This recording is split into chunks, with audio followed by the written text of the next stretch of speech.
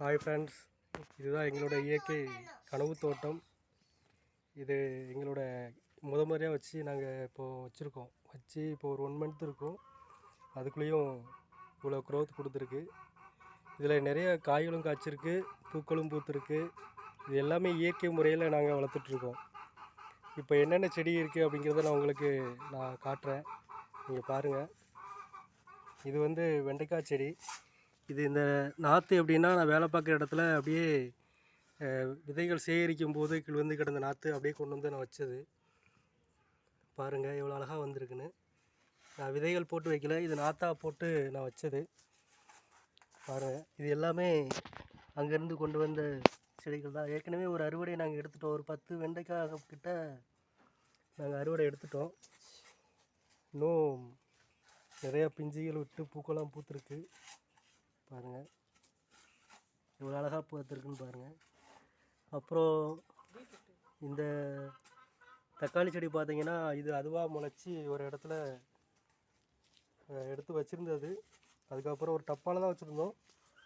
இப்போது தரையில் எடுத்து வச்சு நிறையா பூக்கள் உதிரிவுலாம் இருந்தது. அப்புறம் அந்த மீனமிலம் பஞ்சகாவியா எல்லாம் தெளித்ததுக்கப்புறம் இப்போது பிஞ்சு நிறையா விட்டுருக்கு. ஆனால் இன்னும் நிறையா பிஞ்சுகள் வைக்கணும். நிறையா பூக்கள் உதிர்வுகள் இருக்குது. இப்போ மருந்து கொடுக்கும்போது அதுக்குள்ள பலன் நிறைய கிடைக்குது. இது பீட்ரூட்டு பார்த்தீங்கன்னா ரொம்ப கஷ்டப்பட்டு வந்துட்டுருக்கு.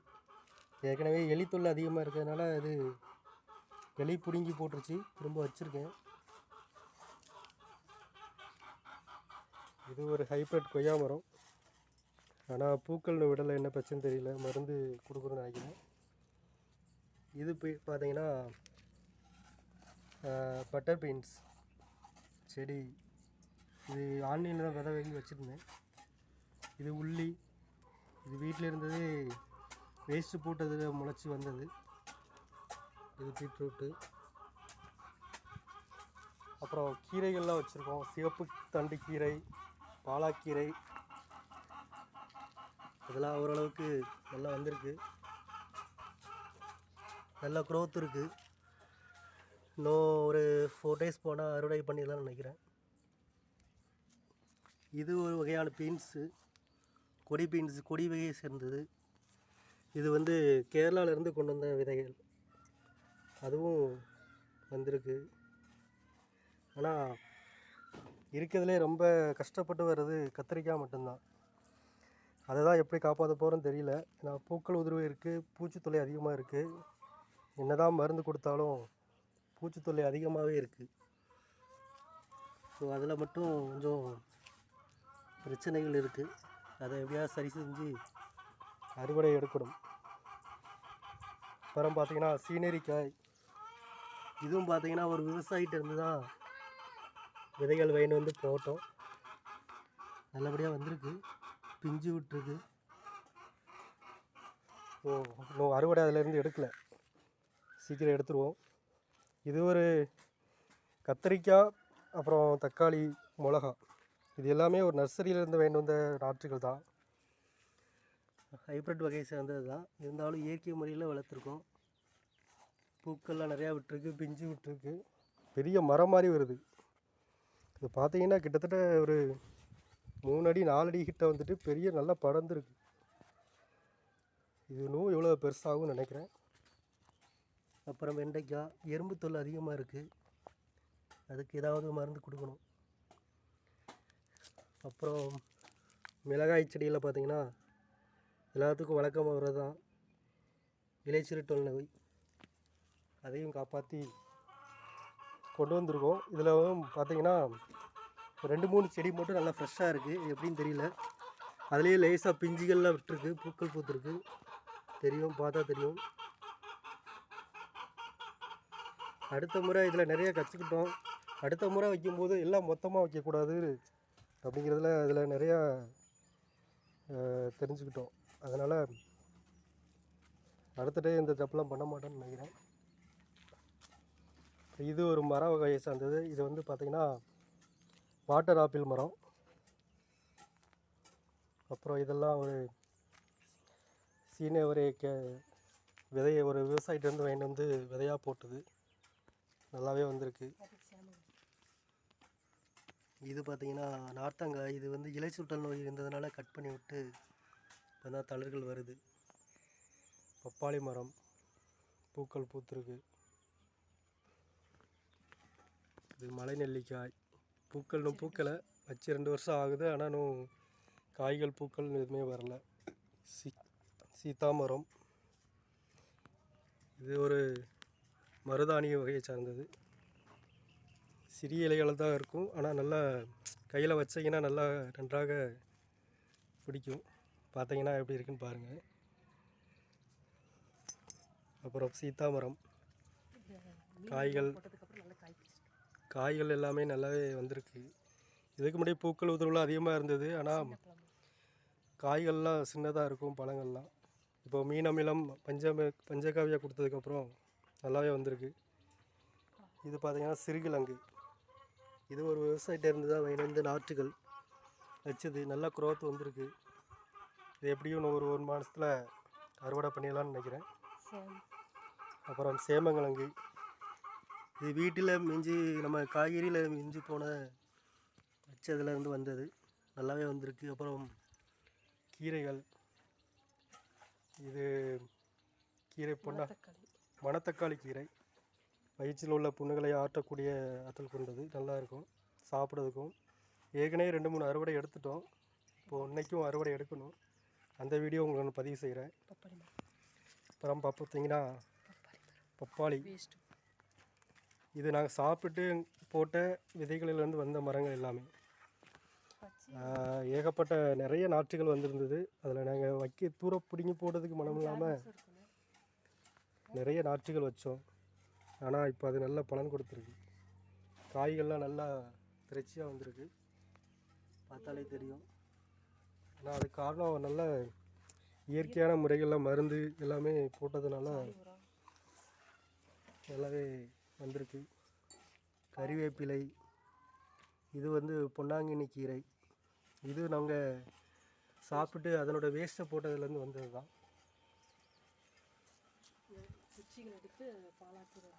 இது போன டைம் இந்த சீனரி நாற்றுகள்லாம் பார்த்திங்கன்னா போன டைம் வந்த புயல் காற்றுனால எல்லாமே சாஞ்சிட்டு இப்போ மறுபடியும் அதை குச்சி நட்டு அதை தூக்கி விட்டுருக்கோம்.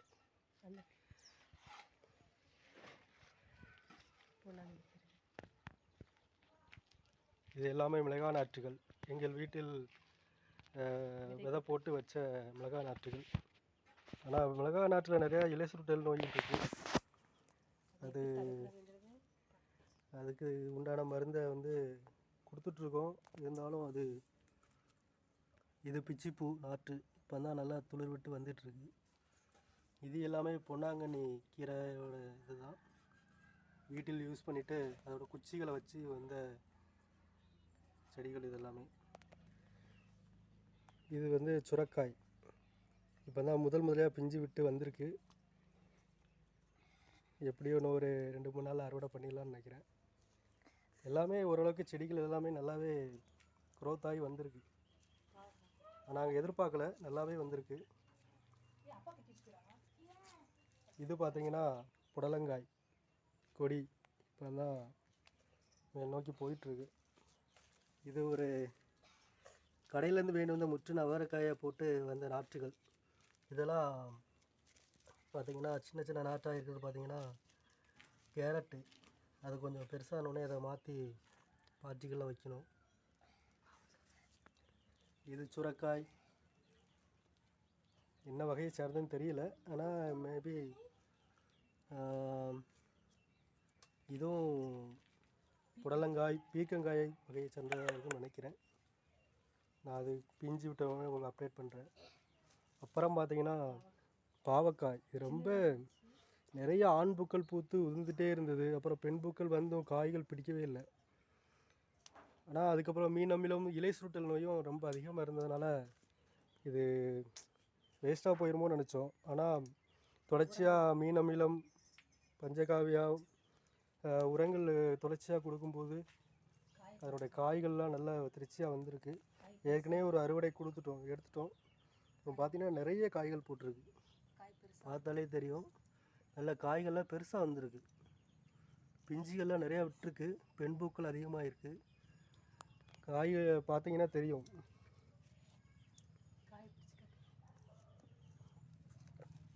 ஆனால் பிஞ்சுகளில் 2-3 நாள்லே நல்ல திரட்சி ஆகுது.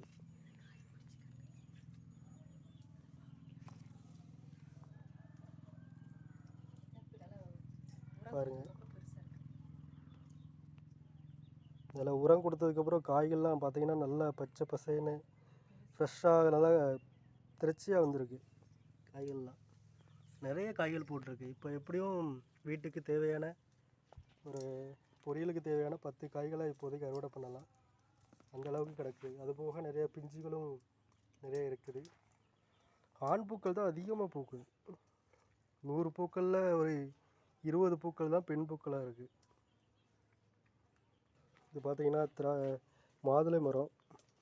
இது வச்சு அப்படியே தான் இருக்குது. நிறைய காய்கள் பிஞ்சுகள்லாம் வச்ச டைமில் போட்டது. ஆனால் அதெல்லாம் அப்போது வேஸ்ட்டாகி இது கட் பண்ணி விட்டுட்டோம். ஆனால் இதுக்கப்புறம் பிஞ்சு பூக்கள் எதுவுமே வரல.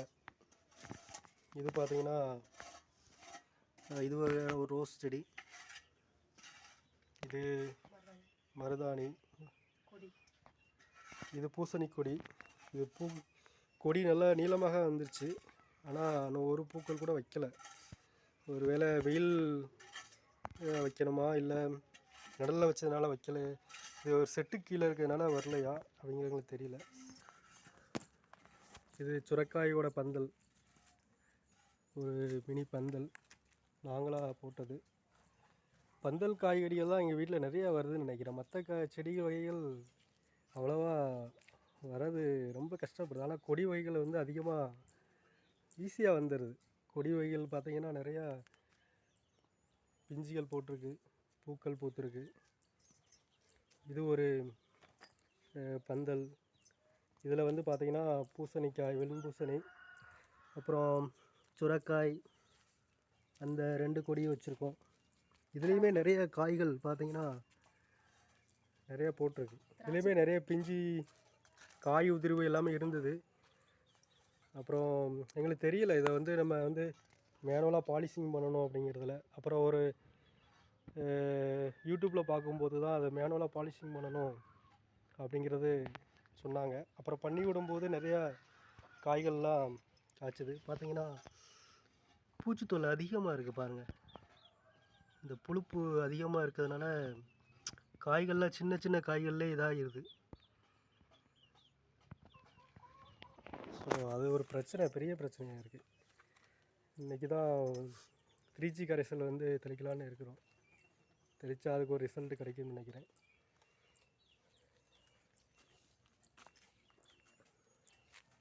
பாருங்கள், மஞ்சள் பூசணி, அருமையான பூசணி. நல்லா எப்படியும் ஒரு 5 to 6 kg இருக்குன்னு நினைக்கிறேன். மேபி இருக்கலாம். நல்லா வந்திருக்கு. இதை இன்றைக்கி அறுவடை பண்ணுறோம். அந்த அறுவடை வீடியோ தனியாக போடுறோம் உங்களுக்கு. இது திராட்சை கொடி வச்சுருக்கோம். அதுவும் ரொம்ப கஷ்டப்பட்டு வந்துட்டுருக்கு. அது எல்லாமே இப்போது மீனவிலம் பஞ்சகாவியாக கொடுக்கும்போது நல்லாவே குளிர் விட்டு நல்லாவே வந்துட்டுருக்கு. பாருங்கள், சுரைக்காய் பிஞ்சு போட்டிருக்கு.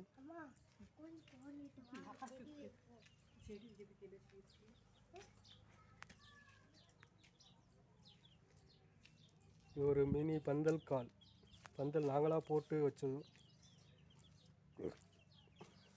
இது ஒரு எலுமிச்சை வகையை சார்ந்தது. இது கேரளாவில் வந்து கொண்டு வந்தோம். இதுலேயும் இலை சுருட்டல் நோய் தாக்கம் அதிகமாக இருக்குது. இது வாழை, இது வச்சு 2 நாள் தான் ஆகுது. இதுவும் கேரளாவில் தான் கொண்டு வந்திருக்கோம். எப்படி வருதுன்னு பார்ப்போம். இதில் சீத்தாமரம் இருக்குது. அதுலேயும் நிறைய காய்கள் எல்லாமே போட்டிருக்கு. இதில் நிறைய அறுவடை பண்ணியிருக்கோம். காய்கள்லாம் நல்லா திரட்சியாக, நல்லா பழங்கள் சாப்பிட்றதுக்கு நல்லா டேஸ்ட்டாக இருக்குது. அதே மாதிரி கொய்யாக்காய், இதில் பார்த்தீங்கன்னா வச்சு 2 வருஷம் ஆகுது. ஆனால் காய்கள் அவ்வளோவா பிஞ்சு பிடிக்க மாட்டேங்குது. பூக்கள் உதிர்வு அதிகமாக இருக்குது. டேஸ்ட்டு ஆனால் நல்லா டேஸ்ட்டு. வெள்ளை கொய்யா தான், சின்னதாக தான் இருக்கும். ஆனால் நல்லா டேஸ்ட்டாக இருக்குது பழங்கள். இதுக்கும் காய் பிடிக்கலை. இதுக்கு ஏதாவது ட்ரீட்மெண்ட் பண்ணால் கிடைக்கும்னு நினைக்கிறேன். அப்புறம் பார்த்திங்கன்னா மல்லிகை செடி, குண்டு மல்லி. இது ஒரு நர்சரியிலேருந்து வாங்கிட்டு வந்து வச்சுருக்கோம். இன்னும் பூக்கள் பூக்கலை. இது பார்த்தீங்கன்னா வெள்ளரிக்காய் இப்போ தான் பூக்கள் பூக்க ஆரம்பிச்சிருக்கு. இது ஒரு நாட்டு வெரைட்டியை சார்ந்ததுன்னு நினைக்கிறேன். 5 அடி தான் இருக்கும் காய். பப்பாளி இது எங்கள் வீட்டில் வச்சுன்னு சொன்னால நிறையா பப்பாளி நாற்றுகள்லாம் வந்ததில் ஒரு 4 நாற்றுகள் வச்சோம். ஆனால் ஆண் நாற்றுகளாக இருக்குமோன்னு பயந்தோம். இல்லை, எல்லாமே பெண் பூக்கள் தான் பூத்துருக்கு. காய்கள் போட்டிருக்கு பாருங்க. சின்னதாக தான் இருக்குது. இப்போ ஒரு 4 அடி 5 அடி தான் இருக்குது. ஆனால் நல்ல காய்கள் பூக்கள்லாம் போட்டிருக்கு. மாதுளை இது இன்னும் பூக்கள் எதுவும் வைக்கல. இது கருவேப்பிலையும் இந்த இடத்துல தான் இருந்தது நிறையா. சாப்பிட்டுட்டு இதில் போட்டத பப்பாளி நாற்றுகள் தான். இதில் அப்படியே ஒன்றே ஒன்று வச்சுருக்கோம். கருவேப்பிலை இதுவும் சேர்த்து வச்சுருக்கோம். அதுவும் நல்லா வந்திருக்கு. இது வந்து நம்ம நெல்லிக்காய். காய்கள் பிடிக்கல. ஒருவேளை சீசன் இல்லையா என்னன்னு தெரியல. இதுக்கும் மருந்து கொடுத்துட்ருக்கோம். ஏதோ கூடிய சீக்கிரத்தில் காய்க்கும்னு நினைக்கிறோம். இது இந்த பக்கம் இருக்கிறது எல்லாமே ஒரு பூஞ்செடிகள்.